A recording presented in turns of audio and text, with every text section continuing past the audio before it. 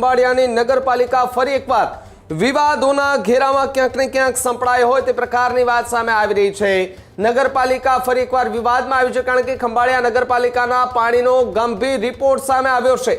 નગરપાલિકા હસ્તક અપાતું પીવાનું પાણી એ લાયક પીવાને ન હોવાની વાત જે છે એ સામે આવી રહ્યું છે। ત્યારે કહી શકાય કે પીવાના પાણીને લઈને આરોગ્ય વિભાગનો રિપોર્ટ જે છે તે સામે આવતા ખળબળાટ મચ્યો છે।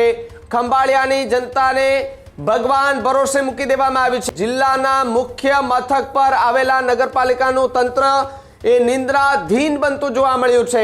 આરોગ્ય વિભાગના રિપોર્ટ બાદ મેડિકલ ઓફિસરોને એ સુપર ક્લોરીન જે છે તે કરવા હુકમ કરવામાં આવ્યો છે। એટલે કે અલગ અલગ નિવેદનો અલગ અલગ જે છે તે સામે આવી રહ્યા છે, જેને લઈને હવે સવાલો જે છે તે ઊભા થઈ રહ્યા છે કે નગરપાલિકાના જે સત્તાધીશો છે શું એ લોકોને મારવા બેઠા છે? શું એ લોકોને નથી પડી? લોકો ત્યાં આવા ગંધારા પાણી પીને લોકોને શું આવી રીતે હેરાન કરવાના છે? નગરપાલિકા છે સારું એવું કામ કરતું હોય તો આપણે એના વખાણ પણ કરીએ, પરંતુ જે પાણી જે પીવા લાયક પાણી ન હોય એવું પાણી લોકોને આપે અને એના રિપોર્ટો જે આ પ્રકારના નીકળે તો સ્વાભાવિક છે કે નગરપાલિકાના સત્તાધીશો સામે સવાલો જે છે તે ઊભા થાય છે।